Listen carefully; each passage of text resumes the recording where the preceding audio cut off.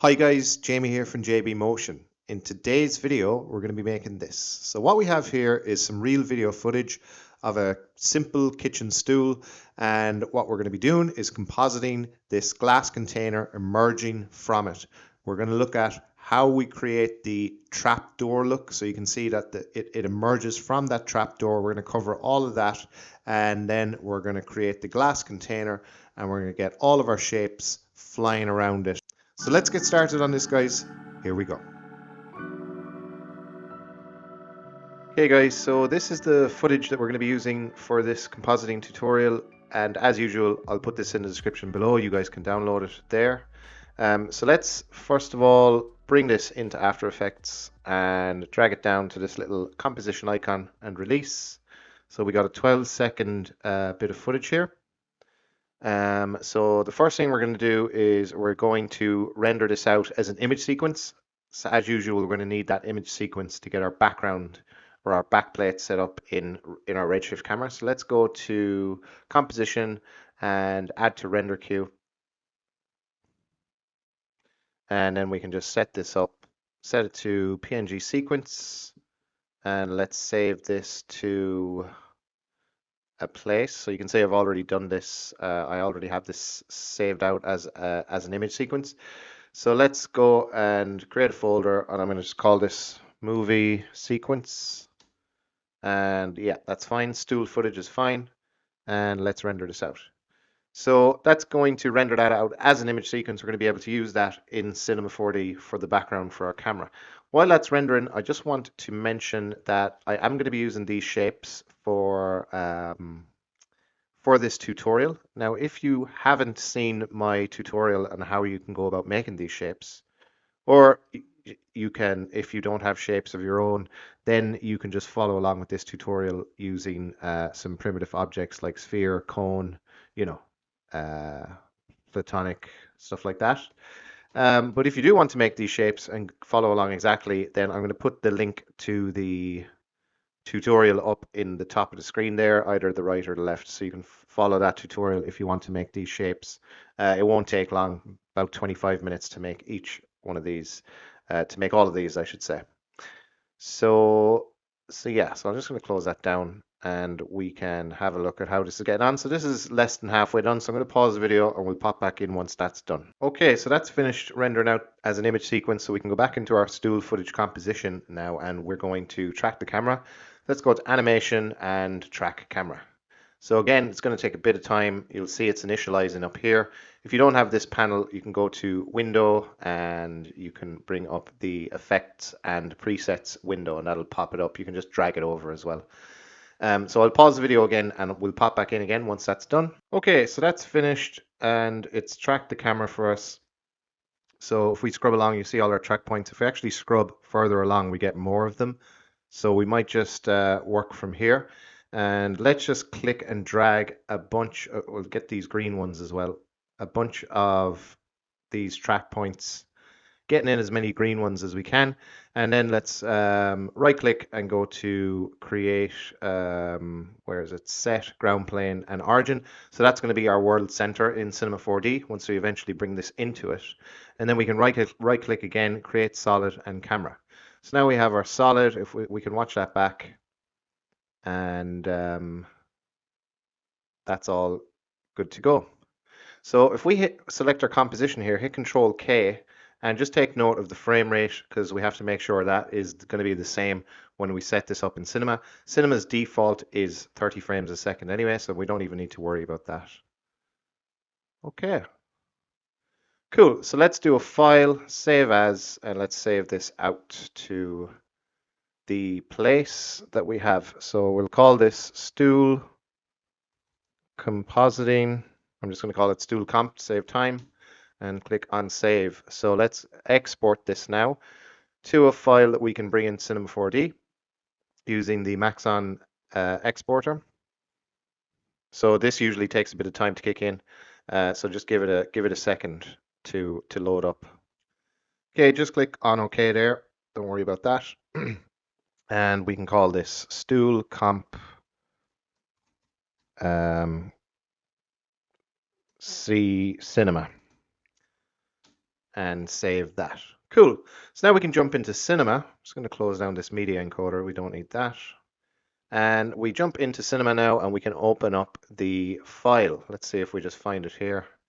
So we have our After Effects file now, our footage that we brought in, our rendered sequence, and the file that we just exported from After Effects. Let's open that up.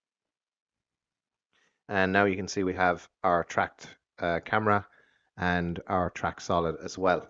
So let's get our background set up. We're going to the tracker camera. We need to set this to be our render settings set to Redshift. And we need to set this as a Redshift camera because we're going to be using some bokeh and stuff like that. So we want to grab a Redshift camera, make it a child of the 3D tracker camera. And now if we just look through it, you can see that, you know, it's exactly the same. Except now we're just looking through the Redshift camera. We have made it a child of the tracker camera and it's just going to follow along with its parent. So if we go in now, we can set up the background, go into the Redshift camera's background tab, set that to override, and we're going to load in our image sequence that we have rendered out, which is here. So let's do that now, say no on that. And now we need to make sure, because we hit play now, it's not actually, the background's not animated. So we have to go to this little twiddly down button and go to the animation tab. Set this to simple. The frame rate is correct. Click on detect frames, and now that shows how many frames we have. We can now get our background animated. I'm going to go into filter and turn off the work plane. And so yeah, that's pretty much everything set up for our camera. Let's do a file save, and I suppose what we can do first of all is set up our little trapdoor that we had in our render at the start. So let's grab a cube, and we want to align it to our track solid because we know that our track solid it's attached to our stool. We could say it's on the very base of the stool. So we'll make the cube a child of the track solid and hit Alt, hold down Alt and hit 0 on your keyboard. That's basically the shortcut for reset transform, and that's going to align it to our track solid. We can take it away from being a child of the track solid now, and what we can do is just kind of start scaling this to about the size we want our trapdoor to be. So something like that. And let's position it also so that it's around the center of our stool. Let's turn off the track solid for now. And we want to turn on fillet. And let's just have a look a bit closer to this. Now we can't see our cube. Select it. Bring your mouse into the viewport, hit S on your keyboard so that that's going to just find where it is without us having to look for it. So let's increase the fillet radius, get some nice round edges on that. And subdivisions, I mean, if we hit NB on our keyboard, I think we have enough. We can go maybe for 4 and maybe increase the fillet radius a little bit more. Something like that should be good. Cool. So if we go back into our Redshift camera now, what we want to do is we want to paste the wooden texture that we have on our stool onto our door. So we'll call this door. So we're going to create a material. So I'm just going to change my layout here. Just for a second. We're going to create a new node material and we'll call this door. And let's apply it to our door. And we are going to then open up the material and we're going to grab our image sequence or the first frame of our image sequence in a texture node. So let's double click here in the node editor, search for texture, and let's grab texture node. Let's plug this into color and then we can load in the first frame of our image sequence, which is here. Say no on that. Now we want the projection mode to be set to camera mapping. And the camera we want to use for this, we just want a still camera. So we can duplicate this. Remember, this is only moving because it is a child of this. So if we hold down Control, click and drag, now this is no longer animated. it has no keyframes. So if we look through this now, we can tell our material tag to use this camera for its projection mode, which is camera mapping. So you'll see now that it's giving us that wooden material that we're looking for, basically. Now you can't really see it very well. If we go to File, Save, and we go to Redshift, I'm just going to jump over to my Redshift layout. Okay, it does this sometimes when I am screen recording. So if I hit play on this now, so you can see that it's given us this wooden texture, and it's not properly aligned. So hopefully you guys can see this with the YouTube compression. But if I kind of zoom in a bit, see this kind of paler tone of the yellow? It's kind of a whitish color. This line is not lining up very well with this line. So to fix that, and actually you guys might not be able to see this, so let's grab a dome light. And we can grab a HDRI. So if I go into our content browser for a second, let's go for a HDRI. I'm just going to go for something that looks like it's in a house or something like that. Something like this, maybe. Yeah, we'll grab that one that I just, yeah. So let's click and drag this into our path.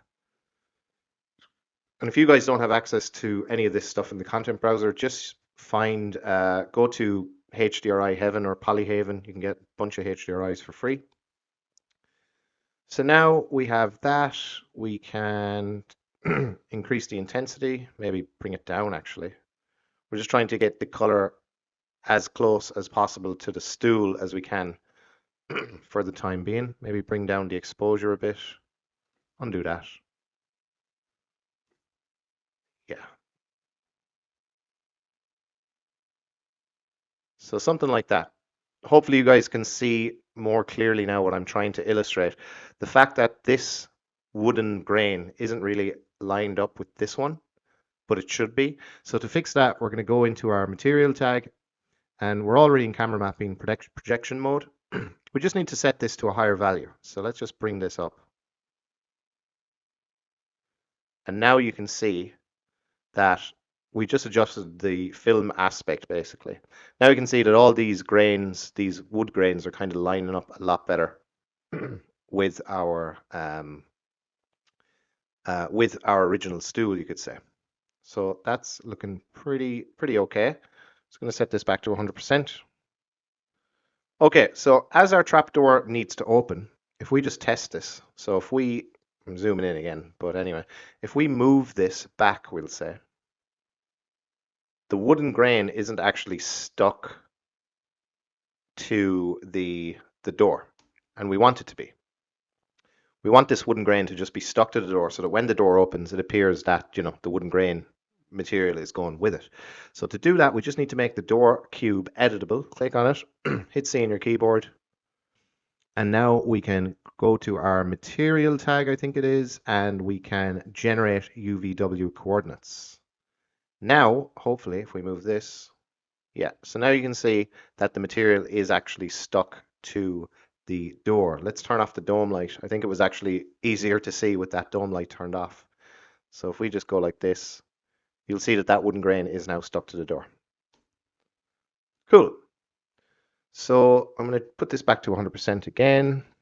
So now we want to create the actual circular top part of the stool so that we're going to be able to have a shadow catcher, you know, to catch shadows.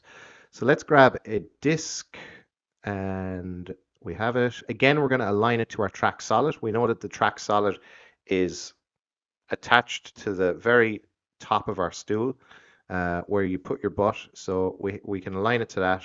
Let's de-child it, take it away from being a child of the track solid. Set the orientation to, well, actually, we don't need to do that. Let's just zero out the rotational coordinates.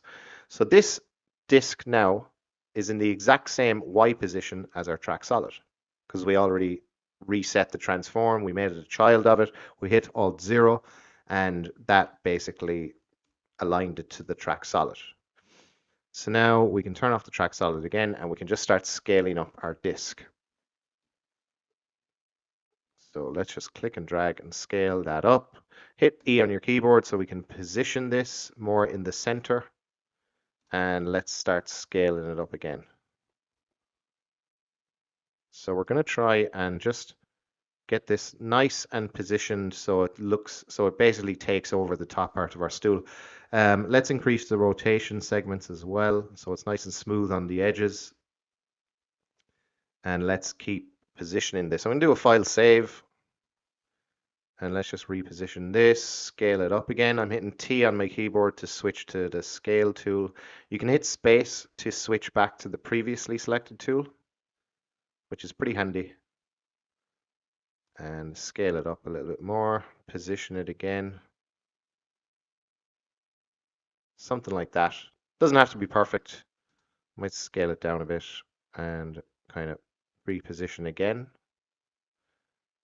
Okay, so that is pretty fairly aligned to the stool now. So now we want to align the door to the disc because the disc is really well aligned to the stool. So now we want the door to be really well aligned to the disc. So let's make it a child of the disc. Hit Alt 0, and that is going to put it into the center of our disc. We can just dechild it, go into our coordinates tab and set this to -90, or we'll actually set it to, yeah, we'll set it to -90. Oops, -90. And now we know that that door is in the center of our stool. What did we do to our disk? Let's undo a bunch of stuff. I don't know why our disk got smaller. Why did our disk get smaller? Oh, okay.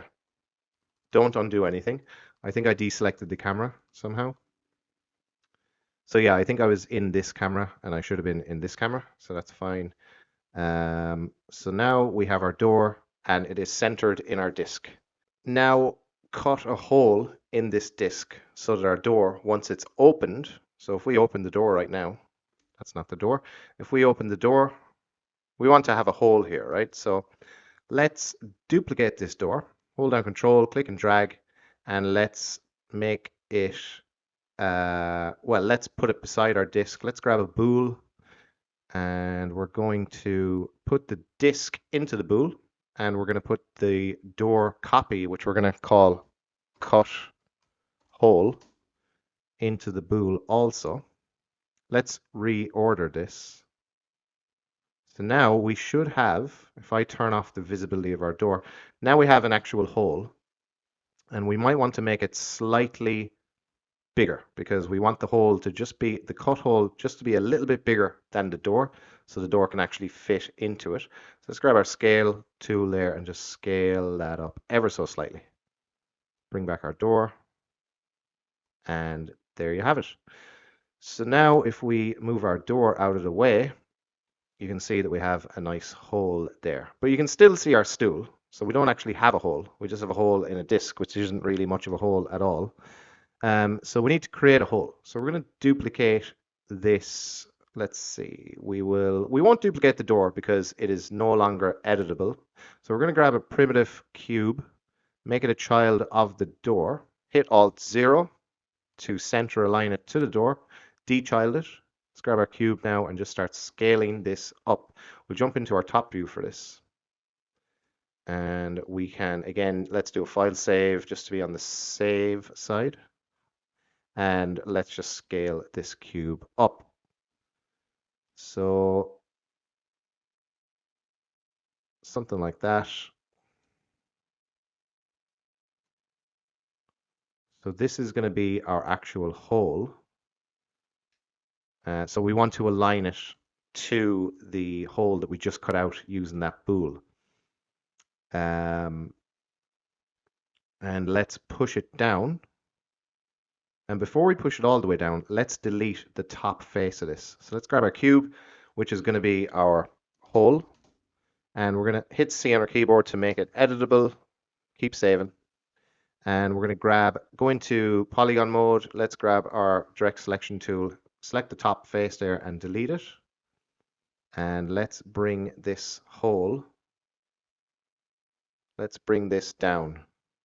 And before we do that, actually, undo that. Just before we make this editable, I'm going to duplicate this because we're going to need this later.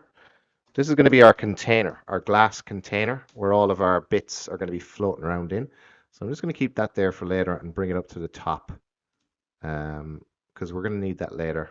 It'll save us a bit of trouble. So back to our hole, make it editable, hit C on your keyboard, and we can then again go into polygon mode, direct selection, and delete that top face. Grab your hole, make sure you're in model mode, and just bring this right down to here. So before I do that, I'm going to hide my door because my door is kind of getting in the way. So now our hole is here, but you know, it's still not really looking like a hole. I suppose you could say it is, like if we hide the disk for a second or hide the bool altogether. So you could say that's a hole, but how do we actually make it look like a proper hole? So what we're going to do is right click on it, go to render tags, Redshift object tag, and we're going to go into the matte tab, click on override, turn on enabled, and it's not looking like very much now because we don't have any lighting. So if we turn back on our dome light, and let's turn on in our Redshift object tag, turn on shadows enabled. So now you can see it's actually starting to look like a hole. So if we grab this now and bring this down so it's kind of level, you can see that that's looking pretty much like a hole. You could argue that it's looking like a hole. We could make this a bit more interesting. So if we brought this up and if we select go into edge mode, if we hit UL on our keyboard and select this top edge with our loop selection tool, so it's UL to grab your loop selection tool. Let's grab this loop, hit D on our keyboard, and just click on one of the edges and click and drag. That's going to drag out, extrude out from that looped edge there. Let's just turn off render view for a second, deactivate our camera, and now we can kind of like make the outer edge of this smooth, like kind of bevel it. Bevel, is that the correct pronunciation of that? So let's grab again UL for your loop selection. Let's grab this looped edge here. Hit MS. So it's M and where is S? Yeah, M and S to grab your bevel tool. Bevel, I got it right that time. And just click on one of those edges. And if it's not doing anything, I clicked and dragged. Sometimes it doesn't do anything, so you have to actually go to the settings here, which should pop up for you. And we can add some subdivisions as well. So you don't want too many, but you don't want too little either. We can increase the offset there so that we're getting a nice, smooth, round edge. So let's go back into our Redshift camera now, render this, and you can see that looks a lot more realistic and sellable. So again, now we're going to go into model mode, bring down our whole object, bring it all the way down. So it's just going to kind of intersect with our disk. Just get it right on the cusp there. So just bring it down right as it disappears. So this might be easier actually. If we go into the whole object, go to coordinates, hold down Alt as you're clicking and dragging on the, it's going to be on the Z axis because this is not orientated correctly. So we're going to be adjusting this, not the Z, sorry, it's going to be the Y, apologies. It's going to be the Y axis. So if you want to slightly adjust any of these coordinates, hold down Alt before you click and drag. And then we can kind of just bring that up until it pops into view. And just ever so slightly, while I'm holding down Alt, I'm just bringing that down. And I'm just waiting for it to disappear. I'm finding that sweet spot just before it disappears. And I'm going to bring it down again, and then boom, it's disappeared there now. So, okay. We could increase then the size of our cut hole, or our hole cut, it probably should be called, but it's called cut hole. We can increase the scale of that, bring that out.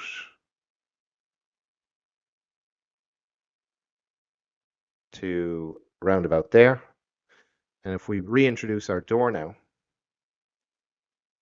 So you can see this is kind of starting to come together. Obviously the disk is out of place, so let's go and fix that now. Let's select our bool, right click, go to render tags, grab a Redshift object tag. Again, I'm going to go to matte, turn on override enabled and shadows enabled. So now you can see this is starting to look nice. I mean, the dome light is killing us with regards to the color of our stool is not matching up with the door. So to fix that, let's go into our object tab and maybe mess around with the settings here. That's not doing anything. Let's try saturation. If we like increase the saturation a bit, bring it down. Let's increase the intensity. No, we need to bring that down, I'd say. So, let's see. Hue. Will Hue save us this occasion? Nope. Hue's not going to save us. Doesn't seem to be doing anything actually, Hue. Saturation is, are we even? It seems like we're not even. Okay, it is doing something. Let's play around with the coordinates a bit.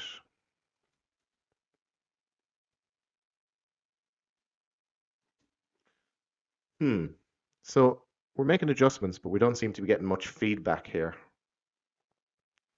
Maybe if we bring up the intensity and then play with these settings. No, that is strange. Okay, we won't dwell on that for whatever reason. We can always kind of adjust this in post in After Effects. Now, if we zoom in here, you can see that we are getting this kind of a black line. So that's probably being caused by a shadow being cast by our disk. So we don't want that to cast shadows. Let's go into our Redshift object tag, go to visibility, override this, and turn off self shadows and turn off casts shadows. So you can see that that's fixed that. Let's go back to 100% on this. So if we want to adjust the hue, I just paused the video there and tried to figure this out. We need to go to our Redshift dome light and we need to crank this up by quite a bit, this saturation. I tried 10,500. So you can see now that that's looking a lot better. You'll also see that our wood grain is no longer lined up. That's because our door is too high on the up down axis. So if we go to our door, let's just bring this down to better line that up with the existing wood grain.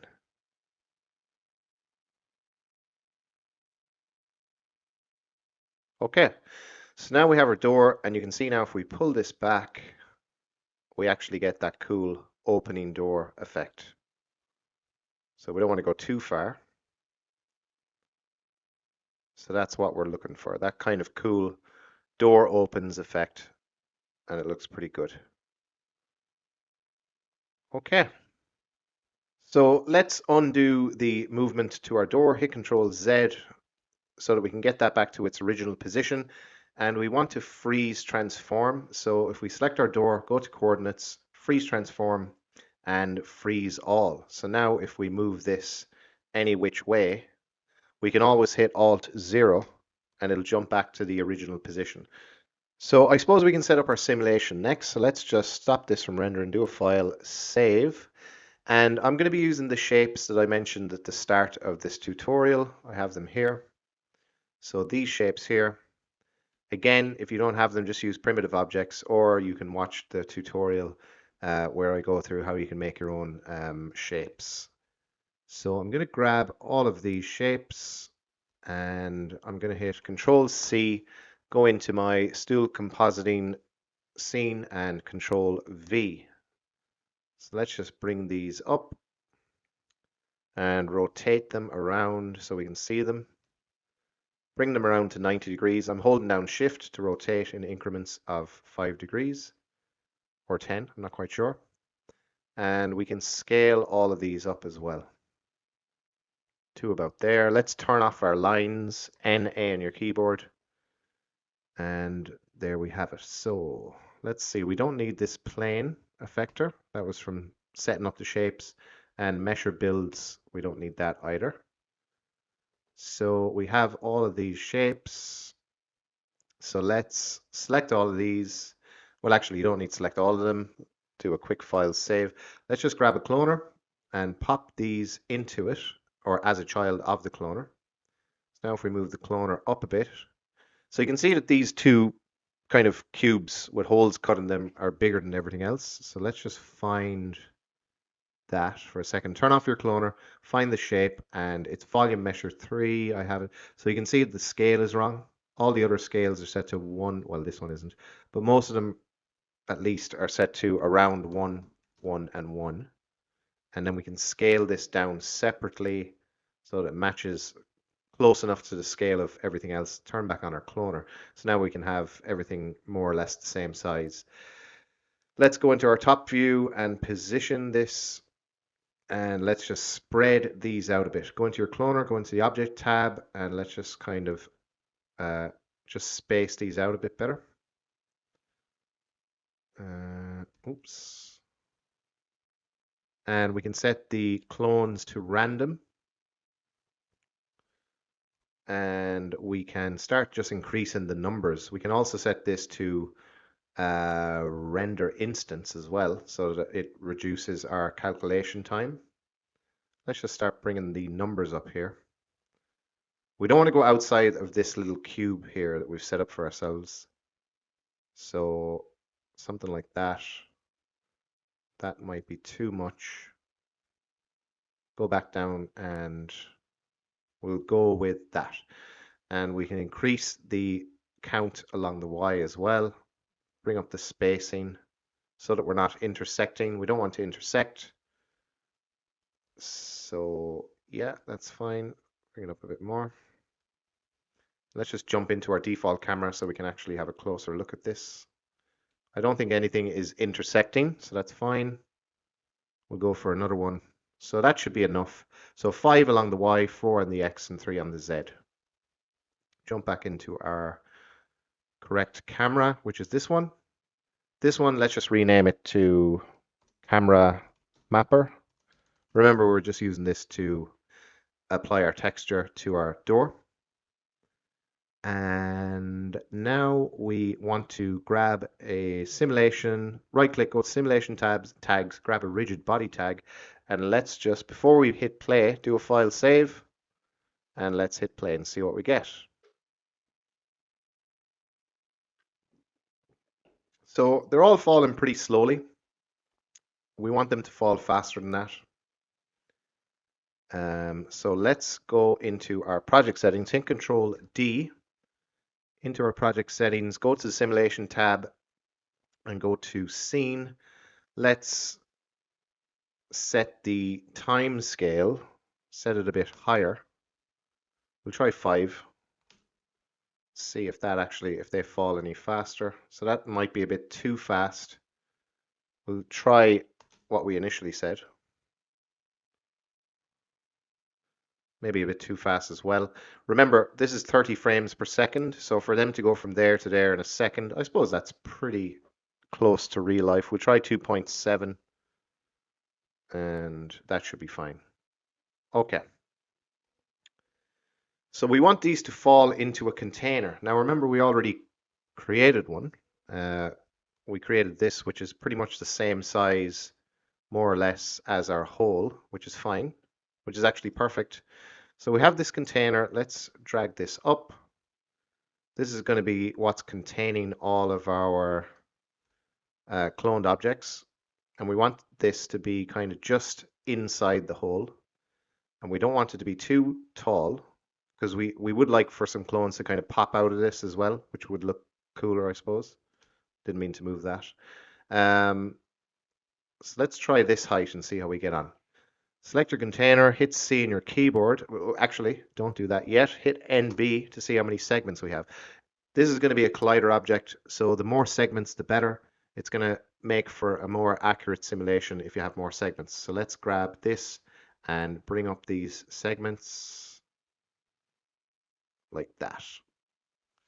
Cool.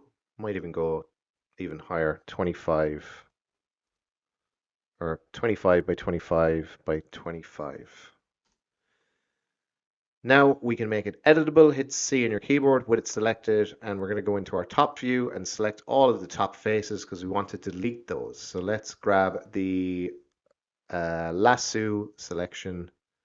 Make sure that we have it actually, or rectangle selection actually, and we want to go into polygon mode. Turn on visible only, so it's only going to select the visible polygons, and that's going to be all the ones at the top because we're in our top view. Just click and drag, making sure now that we are only selecting the ones we want to delete. See, we actually grabbed something else. If I hit UL and just hold down Shift to deselect, or hold down Control, sorry, to deselect that loop. So now we only have the top face selected. We can hit delete, and that's going to delete all of those top polygons for us.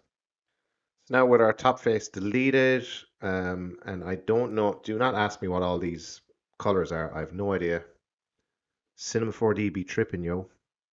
I don't know why that's happening, but if we jump back to the Redshift camera, we have our top face. Our top face is all deselected. We can still reduce the scale of our cube or our container. Go into model mode, going actually into object mode. If we go into our scale, now if we scale this, it's going to scale from the center. We want it to scale from the bottom of this. So let's grab our container, hit Shift C, search for axis, and I think it's center, axis center, double click on that, and we want it to be at the bottom of the Z. So if we bring our Z to minus 100, hit execute. Oh no, it has to be plus 100, hit execute. That's going to go to the bottom of our object. So now if we scale this, it's going to scale from the top down. So that's kind of a bit easier for us to control. So that's our container. We want it to collide with our clones. Right click, go to simulation tags and grab a collider. And now let's turn off our lines, hit NA on your keyboard, and let's just see how we get on with this simulation. We'll do a file save, and let's hit play and see how we get on with this. So that doesn't work. So we need to go to our container, go to the collider, and we just want the collider side to be set to back. Let's also kind of make this invisible-ish by going into the basic tab and turning on X-ray. Let's try that again, see how we get on. Okay, so that's a bit better. We could increase our clone amount along the Y, I suppose. Grab our cloner, and let's just bring this up to another 1 and just reposition the cloner so that it's not going to intersect at the bottom of our container. And let's hit play on that again. Cool. Okay, so now we want these to spin around. So we're going to be using a field force. Let's do a file save. We're going to be using a field force. Go to simulate forces, grab a field force, and we need to tell the field force to make these spin around. And to do that, we're going to grab a circle spline, and we'll go and make it a child of our track solid, which is our go-to alignment buddy. Let's de-child it again. Go into our top view, reposition this to around the center of our hole, and scale it up. Something like that. Reposition, so it's kind of in the center of this hole. Scale it up a little bit more. And yeah, so now we can go into our field force, drag our circle spline into it. And if we go to the circle spline, or first of all, let's increase the strength of this. We'll bring it up to like 5,000 or even 50,000. Let's just see what happens now if we hit play. So it goes crazy. So that's too much strength. We'll go to 500. See what that does for us. So stuff is starting to spin. Let's increase the offset up to like 100%. Yeah, okay. So that's pretty good. We could go a bit stronger with the strength. Maybe go to 700. Okay. Yeah, so that's Pretty good. Still feel like we could do with a bit more clones. We'll go for another bump up. We'll go up 2 for our clone amount of clones on the Y, and then again bring the jump. I'm going to jump back into model mode. We'll bring the cloner up again so we're not intersecting the floor of the container. Let's hit play on that. Okay, so I'm happy with the amount of clones. We don't want them to fall out at the start. So let's turn off our field force. Let's do a file save and let's hit play. So they're all going to fall into position. And once they all stop moving around, which they have, we can just pause it here, go into our rigid body tag, and we can go to dynamics and we can set initial state. So now they're all going to start from here. So if we go back to frame 0, turn our field force back on, they're all going to start from here and they're just going to start spinning around from there. But now they're not spinning. So we need to adjust our field force settings again. Let's crank this up to like something crazy again, just to see how much it's going to take. Okay, so it's too much again. We'll try 1/500. Let's try that.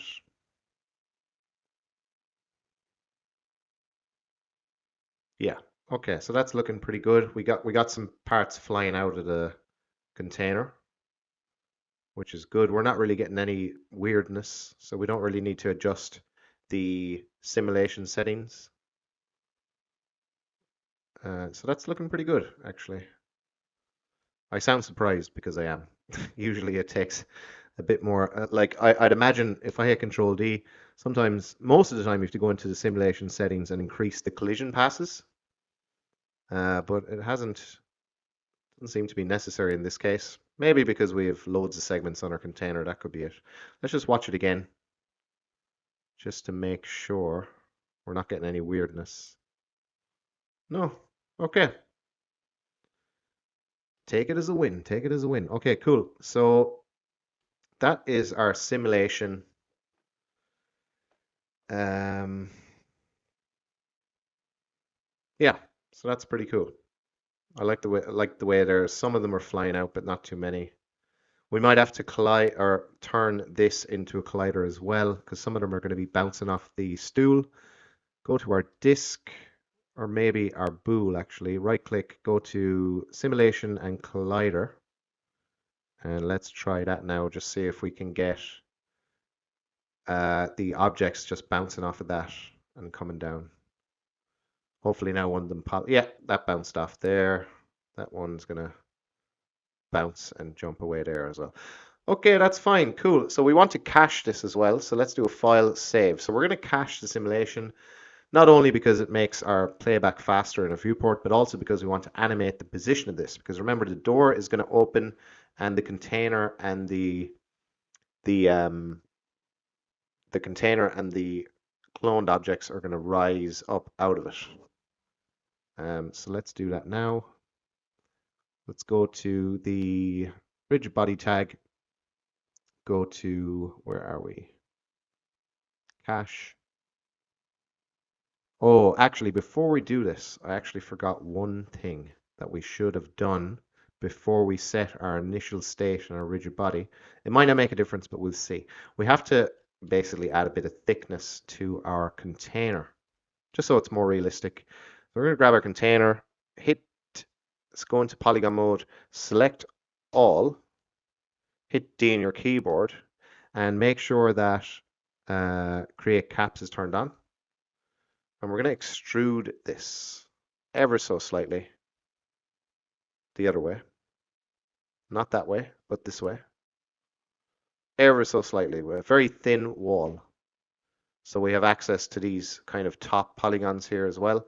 And, you know, it shouldn't be just one plane. Any glass container would have a little bit of thickness to it, or a lot.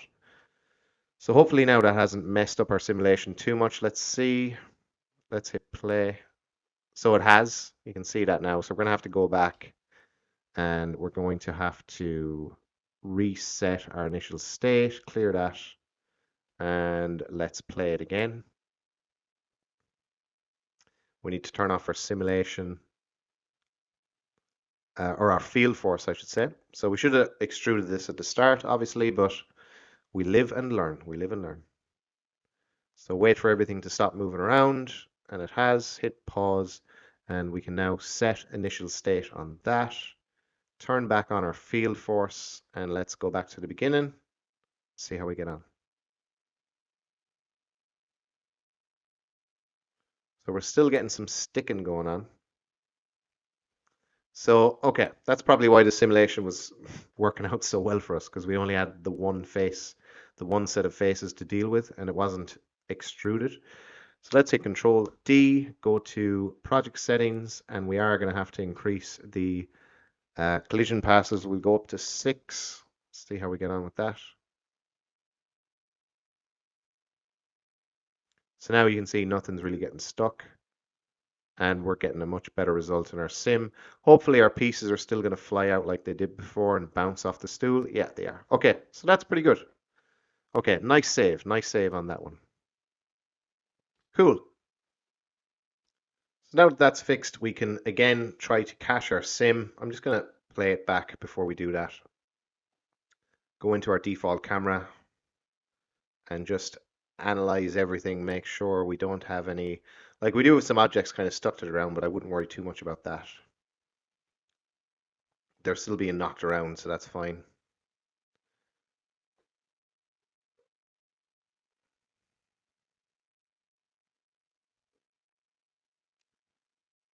Okay, so we could cache this now. I think this is looking pretty good.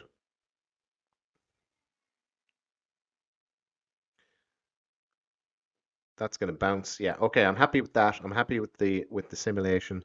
So we go into our rigid body tag, go to cache now. Again, we're caching this so that we can animate the position of our simulation. So let's just cache the object, and I'll pause the video while that's caching the simulation. So I did get some sticking. So if I just scrub along, you can scrub now. You can see that a lot of objects are sticking, but for the purpose of the tutorial, I'm going to ignore that.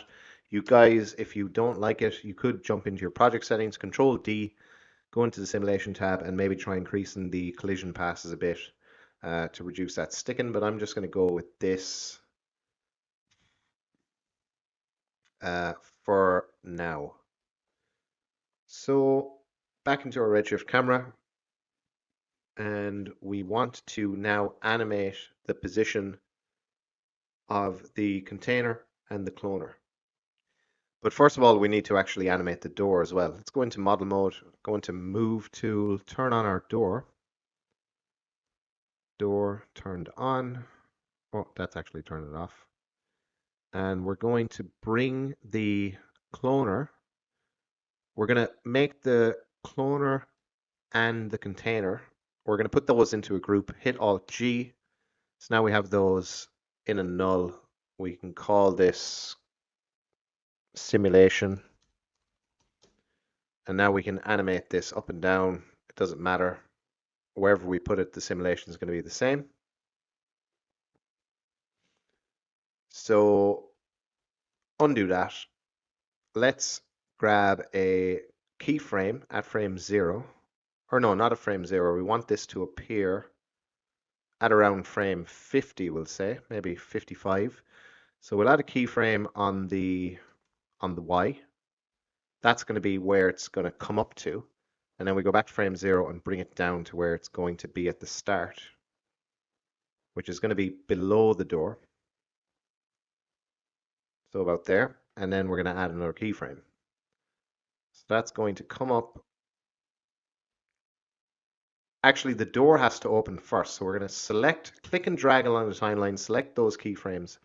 Just drag those out a bit. So we have a bit of time to open the door. And now if we hit play, we have time to open the door. That simulation happens too soon. We can adjust that. If we go into our simulation null, grab our cached simulation tag, and we can offset the start time to about frame 48. So now if we play that, it's not going to start until it starts coming up, which is perfect.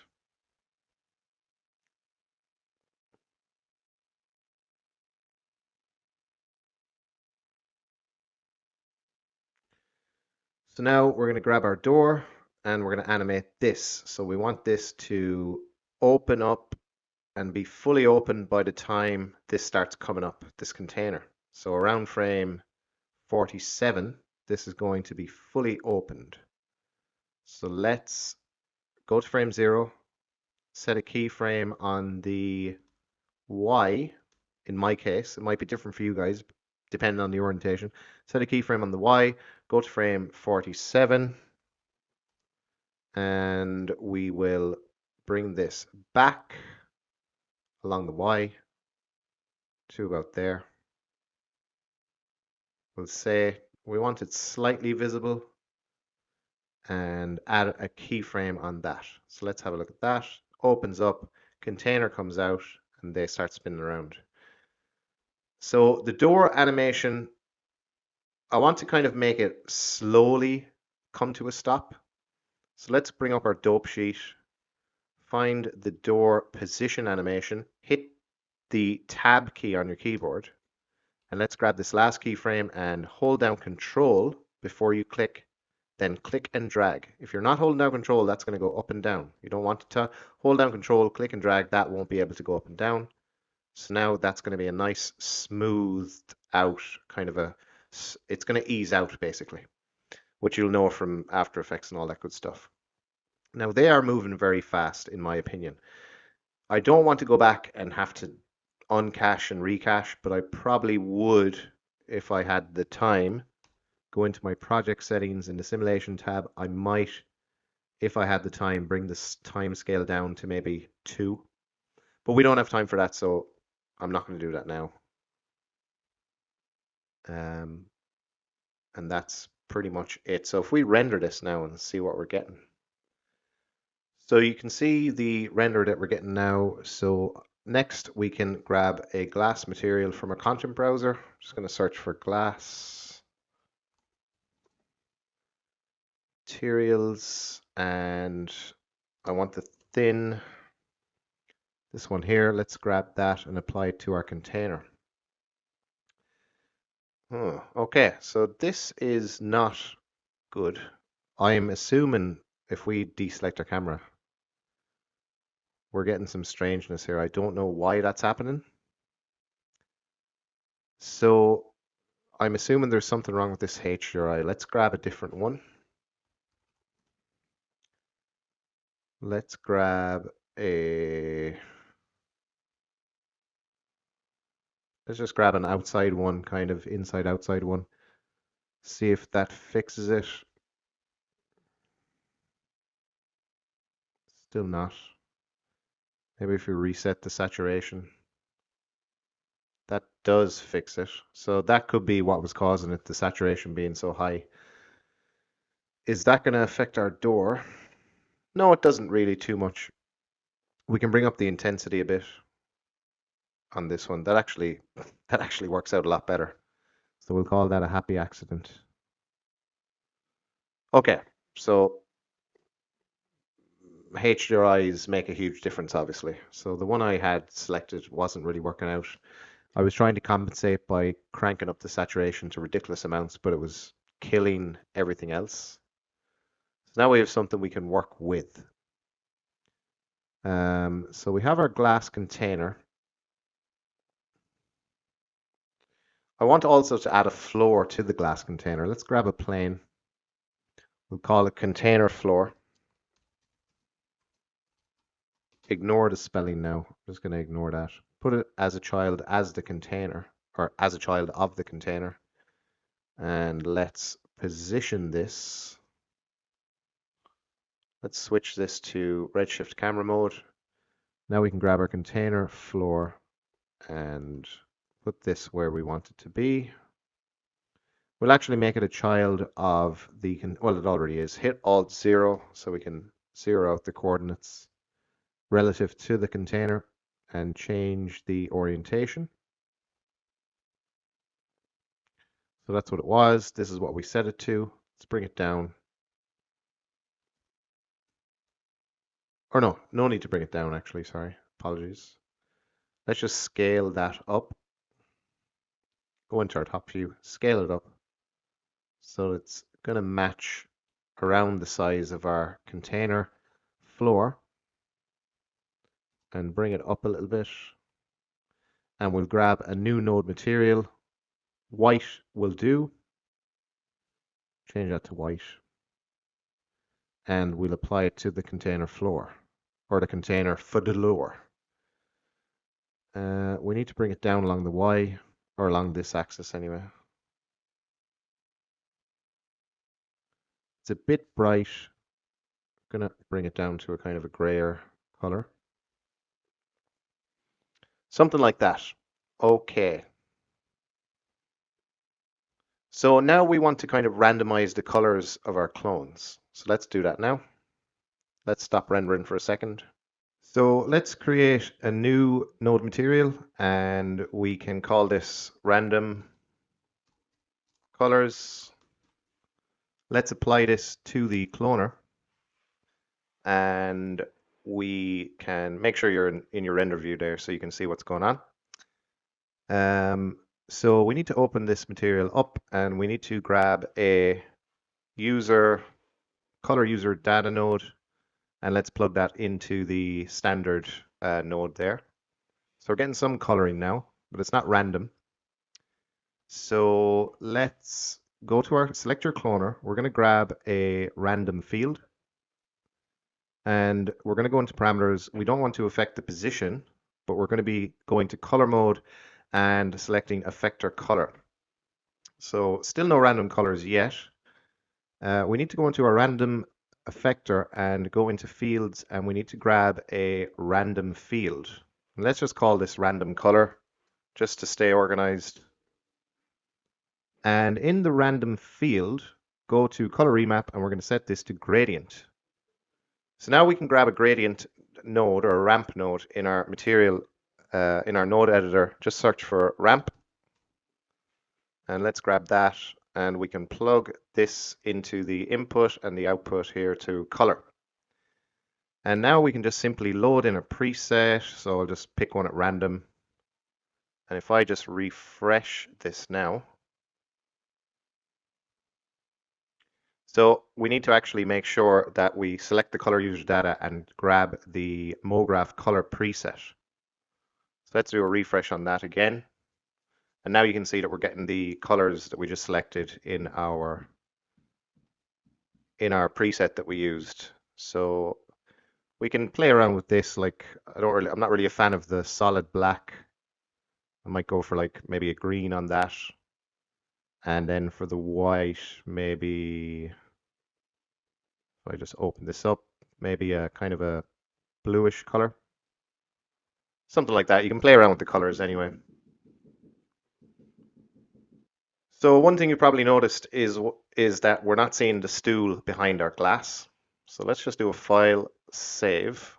So to fix that so that we can see the stool behind our glass, let's grab the material that we're using for our door, which is being projected by this camera mapper camera. Let's just control and drag this onto the bool, and let's set the projection mode to camera mapping.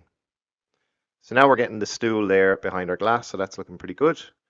I'd also like to add a gold trim around our glass as well, and maybe adjust, before I do that, let's adjust the dome light. Let's zoom in a bit on our render view as well. Let's go to original size, keep saving, and we might maybe bring up the intensity of this a bit and play with the rotational coordinates on this as well. So we can see that our shadows are kind of going in this direction in our real world. So we want to kind of replicate that as well. So let's get our shadows kind of over there and maybe play with this, the pitch as well. Something like that looks pretty good. So let's add the gold rim around the edges of our glass to make it a bit more interesting as well. I'm going to stop rendering and hit File Save. And let's just bring this down a bit. So let's deselect our camera, select our container, and we want to grab our polygons. So go into polygon mode, hit UL on your keyboard so we can grab loops. And let's just grab this top loop here. Grab that. And we're going to grab the edges, like the corners as well. So grab this loop, hold down Shift so we don't deselect the loop that we just selected. Hold down Shift and click. Same here again. And let's make sure, so we're missing these ones, this corner here. Let's grab that, holding down Shift each time. So now we can apply gold material to these selected polygons. So I'm just going to grab one from my content browser, selecting gold here. So I'm going to go for the basic gold, and we can just click and drag this over to our selected polygons and release. And if we jump back into our camera now and see what this looks like, so I think that looks a bit better, a bit more interest to everything. Okay, so that's looking pretty good. Let's do a file save, and I suppose if you guys have made it this far, you might be interested in sticking around a bit longer to actually edit, or maybe just have a look at the simulation, because I wasn't entirely happy with it. It's kind of, I think there were parts jumping out of the container and stuff. So if you want to stick around so we can fix that, be my guest, or just skip ahead to the part where we start rendering this out. So let's go into our standard view here now, and let's just see what this is looking like.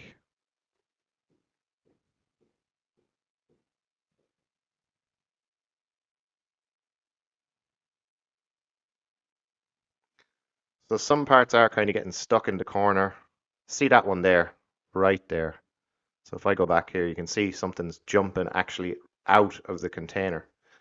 So to fix this, let's just clear our cache first of all.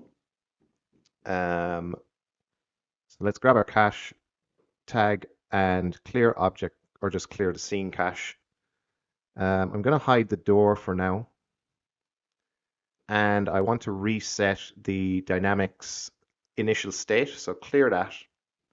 Go into our side view just to make sure that none of our cloned objects are intersecting the floor. We could push those up a bit. Let's go into model mode, grab our move tool, move these up a bit. Something I've just noticed. See the way the colors are changing as we're moving up and down? To fix that so that our colors aren't, so as these are all moving around, the colors are all going to change. We don't want that to happen. I think we have to go into the random color effector and in random mode set this to random. And now if we move our cloner around, we should be getting solid colors. So that's not changing anymore. Cool. So back to what we're doing. So now we're just making sure that we're not intersecting this. And let's just deactivate the camera again. And let's just play this and see what happens now. Or let's let's turn off the field force and also hit Control D on your keyboard. Let's go to the simulation tab, simulation, and let's bring this up to like 10 and see how we get on with that. Let's play that now. So hopefully we're going to get less objects that are actually going to be able to pass through the glass. So you can see that all of our objects are actually coming up with the glass. So the way we did it was we animated the actual movement of those. So I'm going to stick to that way, but it doesn't seem to be necessary as the glass actually raises up the clones anyway because of the glass being a collider, but I'm going to stick to the original way anyway. So I want to stop the glass container from animating up just for a second. I don't want to delete the actual tracks. But if we just go to our simulation, this is what's actually animated up along the y-axis. We can just turn that off, that animation for now. And now it's not going to animate. We just turned off the animation so that we can let all of these settle into place. Once they stop moving, then again, we go through our whole process of setting the initial state.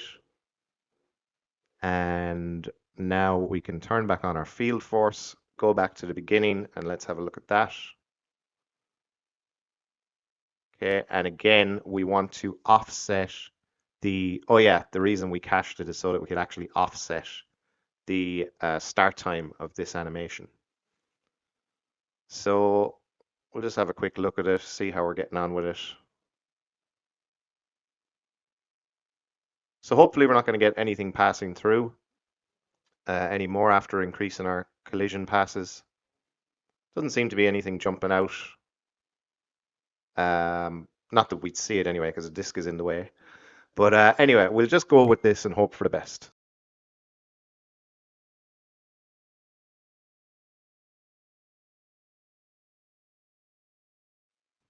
So before we cache this again, we do have to get our glass container up to its ending position, because remember, we're going to have these objects bouncing off the stool, and if the container is down there, it's not going to work out once it's cached. So let's jump into our Redshift camera and let's just get the container. If we just hit play on this, I turned the animation back on and let the container just come up to where it's going to its resting position. And so that's going to be its resting position. Now we can turn the animation off, go back to frame 0, and now we'll be able to cache this now.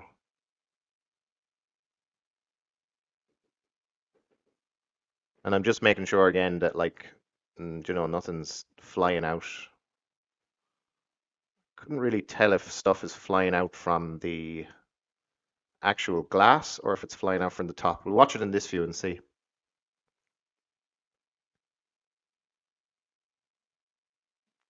So far, so good. It's all flying out from the top, so that looks pretty good. Keep going, keep going.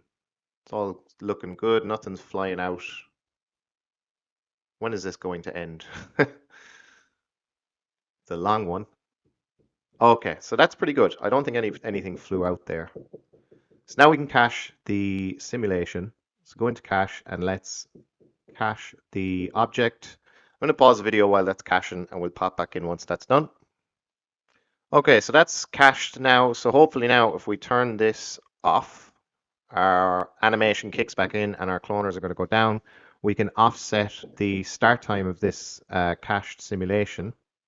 If we go to cache, I think we had this set to like maybe 50, I can't remember. Let's turn back on our door and let's just do a file save again. Let's play this out and see what it's looking like.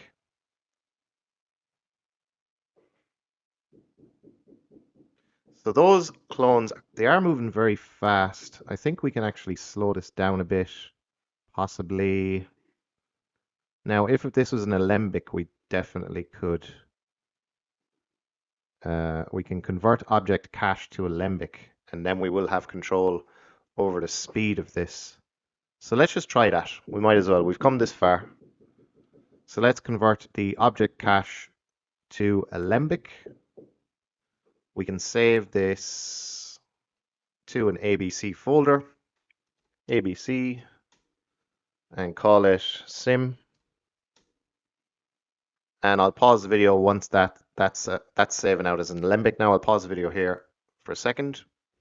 Okay, so that has saved out as an alembic. So now you can see we have access to this speed control. So if we just hit play on this, we can cut this down to like 70%. If we go down to like 5%, so you can see what I mean. So obviously that's too slow. Doesn't actually kick in. So if we go to 70, I think that's a nice happy medium speed. And we want to change the offset then to like 20 maybe, because it takes a bit longer to start as we adjusted the speed. Even sooner, we might even actually just try 0.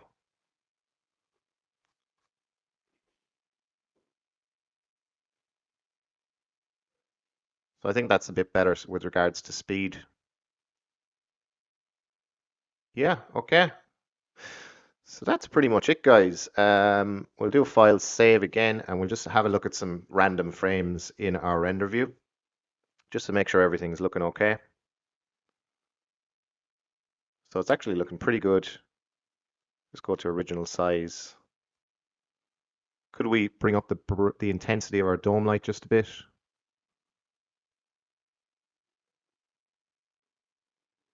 Yeah, I think it looks better, a bit brighter. So back to frame 0. We're just checking some frames now at random. Go to 60. So there's some weirdness going on here with our glass when it emerges up. So to fix that, we're probably going to have to increase the size of our cut hole. So let's bring that up, scaling that up. That's not doing it for us. So we have to bring up the size of our cut hole, and we're going to have to increase the size of our actual hole as well. So let's see, the best way to do this would be, I suppose we can just try scaling it up the old-fashioned way.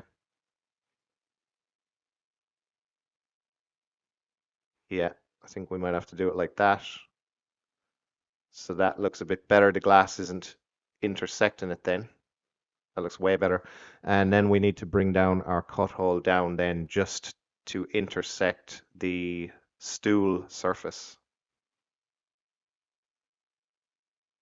So I'm holding down Alt so I can just make these tiny little adjustments.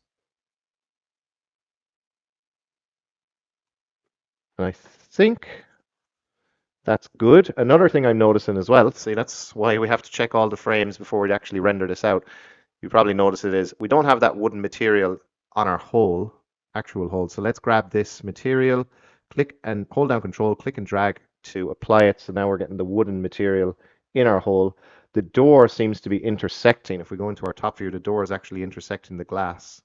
So if we go back to frame 0, we probably need to increase the size of our door as well. So let's do that as well. Now I'm going to scale this up a little bit. Oops.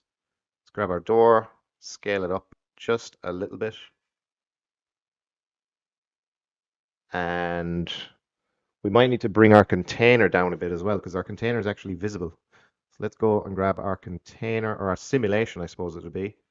And just in our perspective view, we can grab our move tool, bring that down so it's not visible.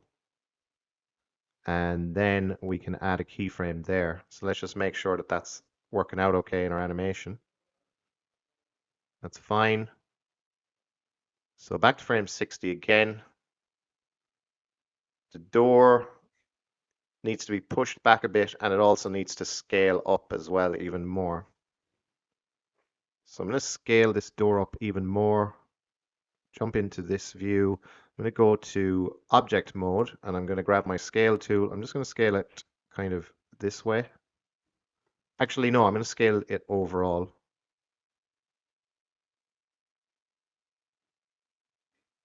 First of all, and then scale it along the X. Hopefully we're not messing up our material too much. No, it seems fine. And I might just push it down a bit as well.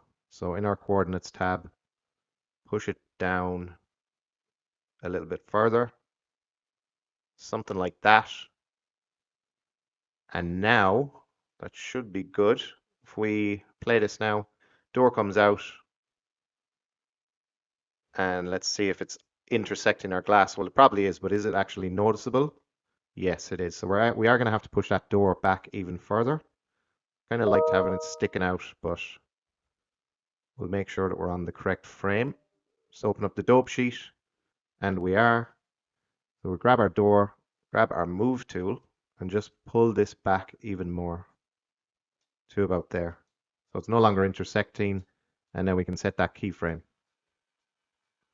So now we can watch our animation again and see how we're getting on. So the door goes back, that comes up, and everything just starts spinning around. Let's go checking some more keyframes at random. Pretty cool. Do a file save. Let's go and check some more keyframes. This one. This one. Go to fit window. Check this one. This one here.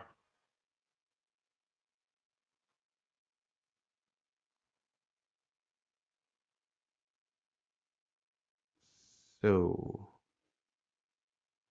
yeah, okay, so that's looking pretty good. So I suppose we can set this up for render now. We are seeing something with regards to, you can see like objects that are floating and they're going to go past the stool legs. So we will have to mask those out. We could, I suppose, if we could just create a, I wonder if we created a cylinder. No, do you know what? We'll just mask it out in post because this tutorial is stretching on way too long. We just have to basically mask the parts here that are kind of, we'll be able to use the rotor brush tool, should be easy enough. Just get rid of those kind of objects that are intersecting the actual stool, the real world video stool. Okay, so here we go, setting it up for render. So we're going to go to render settings, 1920 by 1080, render in all frames. We are saving this out as a PNG sequence, and let's select a place to save this to. So let's go and create a sequences folder, and I'm going to grab, or I'm just going to call this main pass, because we are going to be setting up a reflection or a shadow pass so that we can kind of darken our shadows in post if needs be. We'll be able to just darken our shadows in After Effects if we want to. Click on save. We will need as well a puzzle mat. Now, if you don't know what that is, I'll show you once we're in After Effects. It's just going to be allow us to isolate the 3D objects in our scene in After Effects. So let's set up the puzzle mat now. We're going to want it on our simulation. So we're going to grab a render tag, a Redshift object tag. And so this is going to give us a puzzle mat for everything within our simulation null. So that's going to be all our cloned objects and our floor and our actual container as well. Everything inside this simulation null. We're going to go to Object ID and Override, and we're going to set this to just 1. Now if we go into our render settings, go to Redshift, go to the Advanced tab and AOVs, grab the AOV, open up the AOV manager, and let's look for Puzzle Mat. So if we just make this bigger.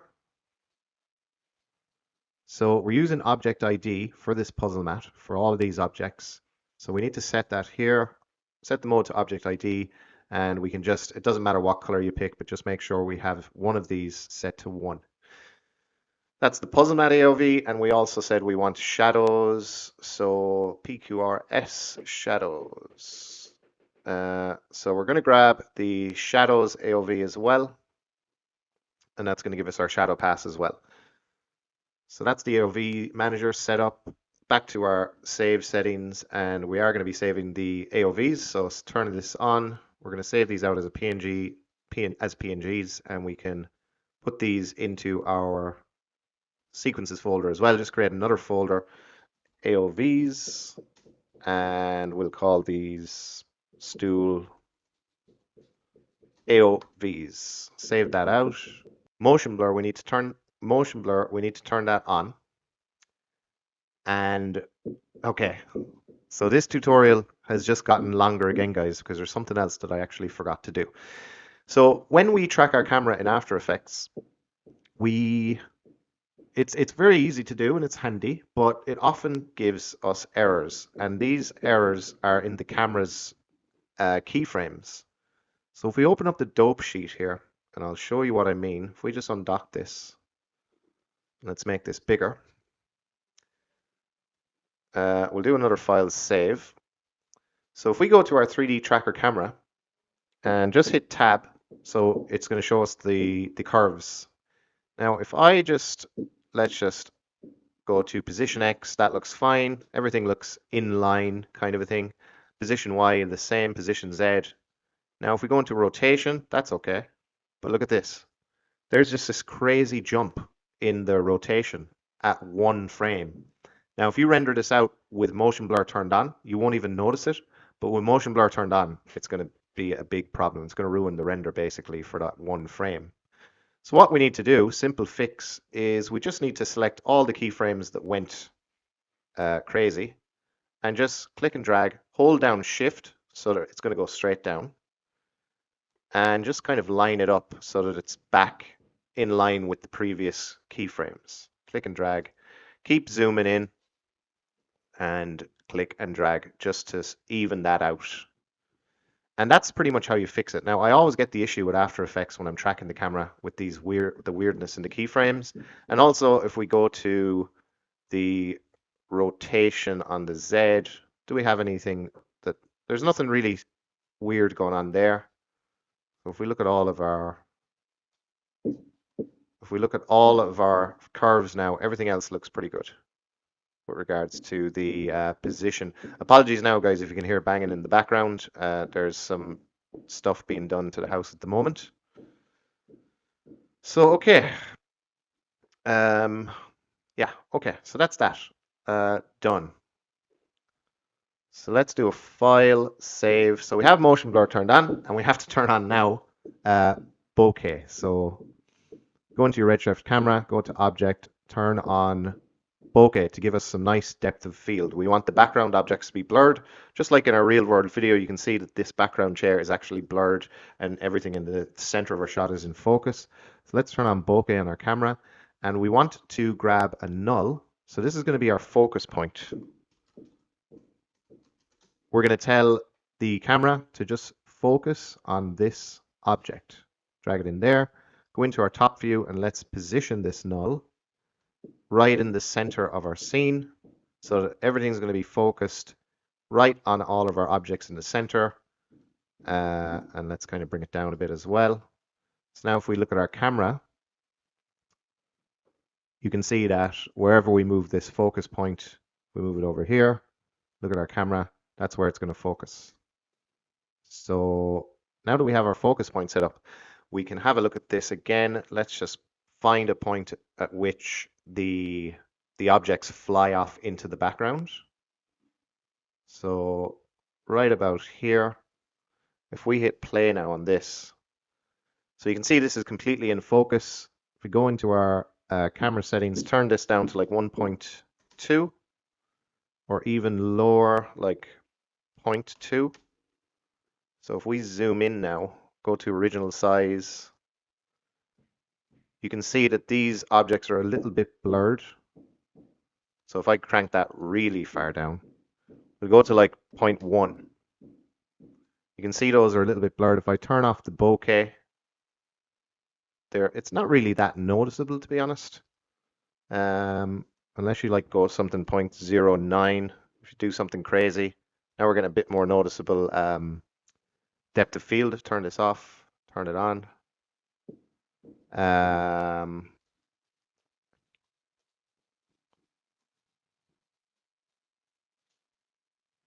So yeah, I mean, it wasn't even that noticeable, to be honest. Let's just select this, turn this off and on. So you can see it there now. I mean, again, the difference is negligible, so we could have just wasted another 5 minutes on this. But anyway, it's the details that matter. The devil is in the details. Let's grab this, go to 100%. Now, another thing you might be noticing is if we turn this bokeh off, we're also getting some blur in the actual background footage, and we don't want that. Turn this on. This is getting a little bit blurred. To fix that, we just go to our background and turn off affected by bent rays, and now our background footage will no longer be out of focus. So let's scrub along here for a second. So we have something off really far in the distance now as well. So you can see that that's completely out of focus. Right, okay, so I think we actually are finished this time for reals. Yeah, we're going to be finished. We have to be finished because this tutorial's turned into, it's just got legs now and it's gone crazy with the length of this tutorial. So we're going to go ahead now and render this out. Output all frames, save this. We have all this set up. That's fine. And Redshift, we have motion blur turned on. That's all we have to do there. So let us now render it out. And I'm always nervous hitting the render button in case I've forgotten to do something, but I'm fairly certain that I haven't. That's pretty good. Comes out nicely. Starts flying around the place. Stuff is hitting the stool. And okay, yeah. So that's good to go, guys. Let's render this out to picture viewer now.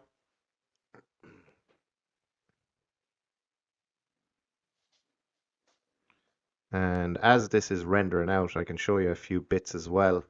So this is our main pass. If we go into layer here now and turn on single pass and look at our puzzle mat, you'll see that it's just kind of rendering the glass container, which is, if we go into our history, or if we go into our image. So I suppose a little bit of the glass is actually visible here. Well, we can't see it because it's dark, but it is actually there. Go into single pass, puzzle mat, it's there. So that puzzle mat is going to isolate, if we've set it up correctly, it's going to isolate all of our geometry so that we'll be able to use that when we're in post, just so that we can adjust our shadows if needed, if we have it set up correctly. So this is rendering out so far at about 17 seconds per frame. Now that will go up once we have more geometry visible. You know, once we have all of our cloned objects flying around, that probably will go up. But what I'm going to do is I'm going to let this render out, and then I'm going to jump back into After Effects and we're going to set all this up. Okay guys, so that render has finished. So now we can jump back into After Effects and get everything set up in here. So let's just double click in our panel here and we can grab the main sequence. So let's just double click on any frame, make sure PNG sequence is selected, and we can drag that down into our stool footage composition. So if we just watch that now, let's just make sure that we have this set up correctly. We don't want to skip any frames, so we'll watch this.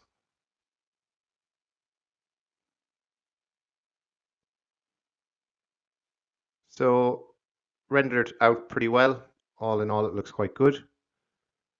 So the first thing I want to address is the fact that the bits that are flying off the stool, because we didn't create a matte object in Cinema 4D here, we are going to have to rotor brush this part of our footage so that we can put this on the top to hide the elements as they fly past that part of the stool, so that we're not going to get them intersecting. So let's do that now. Let's double click on the stool footage. We can go to our rotor brush tool here, and we can just kind of select the area that we want to keep.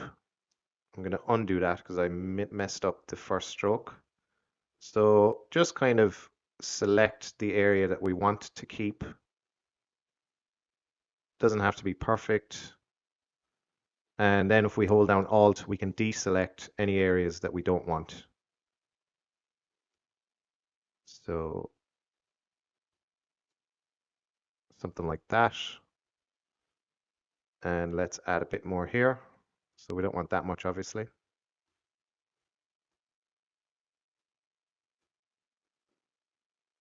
Something like that should be fine.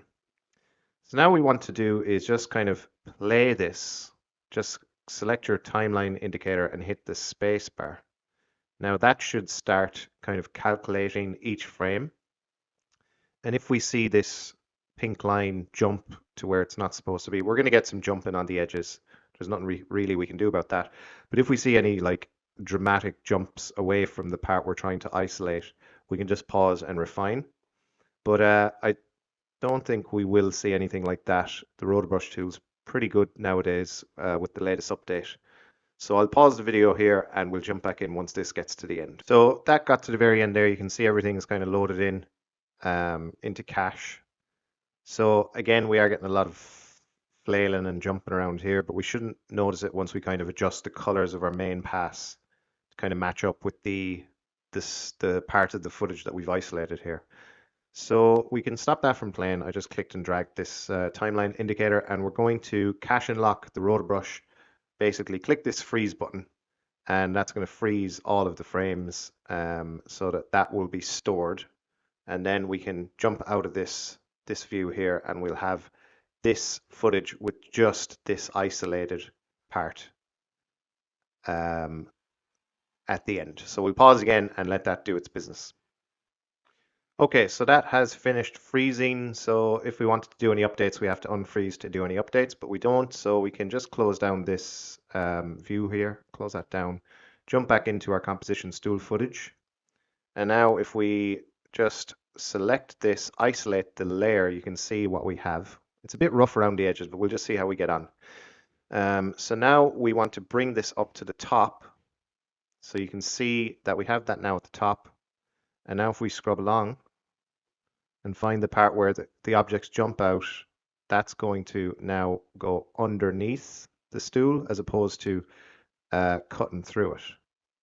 Now we are getting this black one that is cutting through it, but I wouldn't worry too much about that. It happens so fast and it is black, so it's not going to be very noticeable. And then out the other side, we should hopefully, you can see that this one here is being hidden by the layer we just isolated, or the bit of footage we just isolated from our stool footage. So you can see that that is no longer going to be cut away. If I just go back there, turn this off, we're no longer getting that issue there.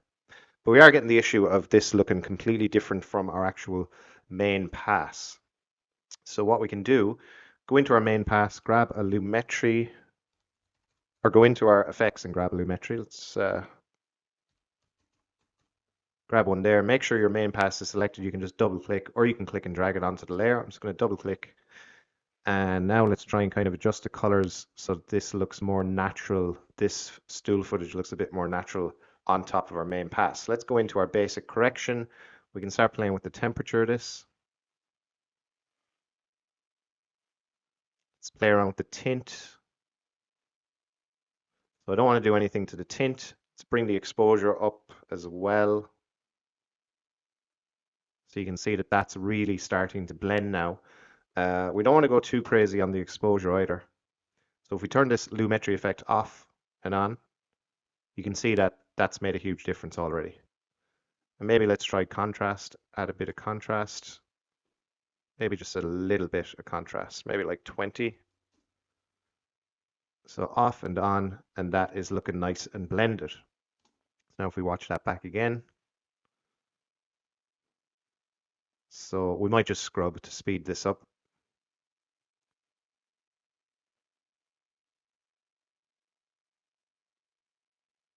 Okay, so that's looking pretty good.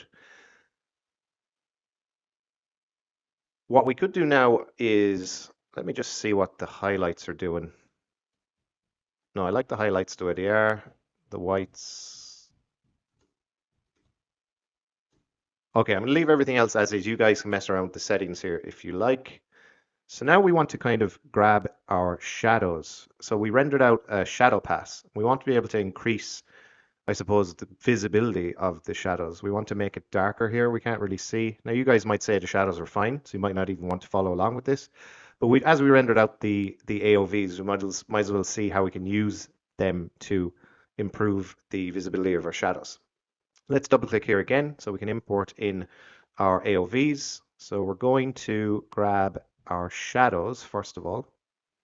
So here's our shadows. We can select any of these frames as long as PNG sequence is selected. That'll come in the correct order as a sequence. Now let's drag this down above our main pass.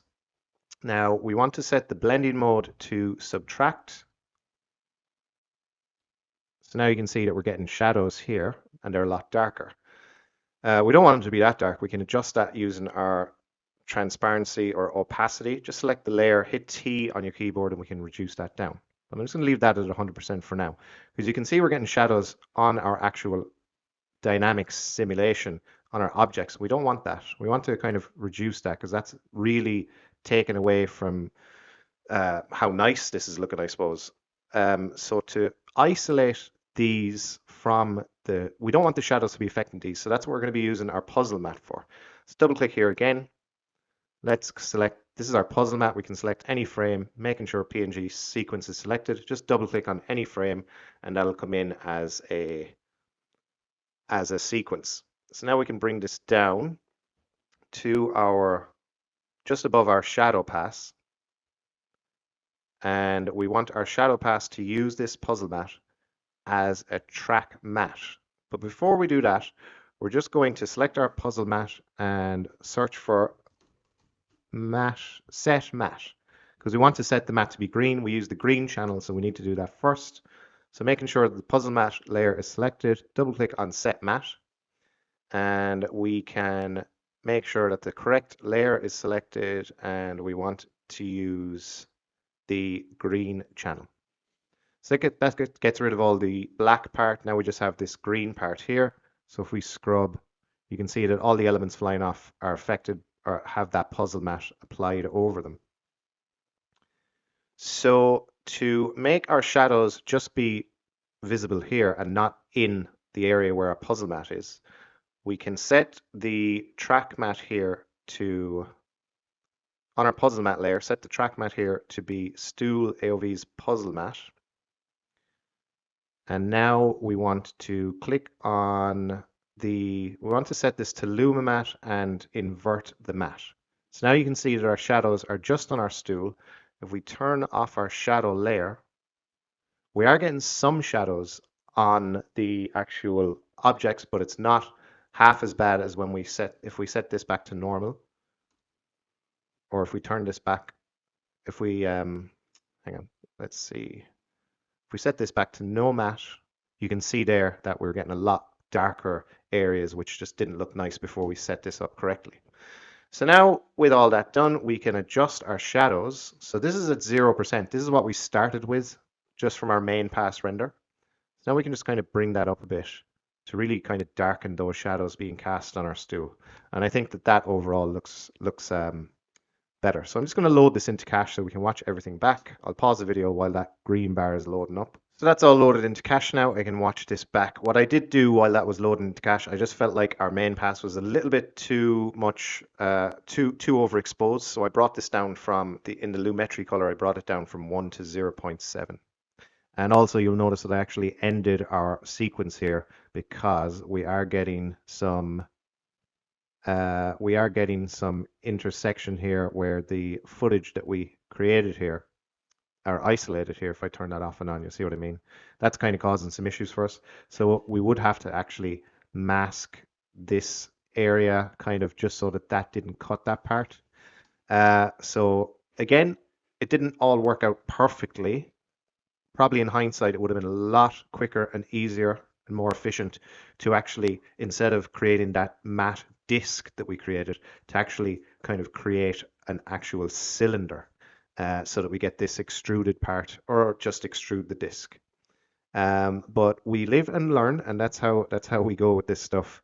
But again, guys, if you did make it to the very end, well done. Hope you learned a lot.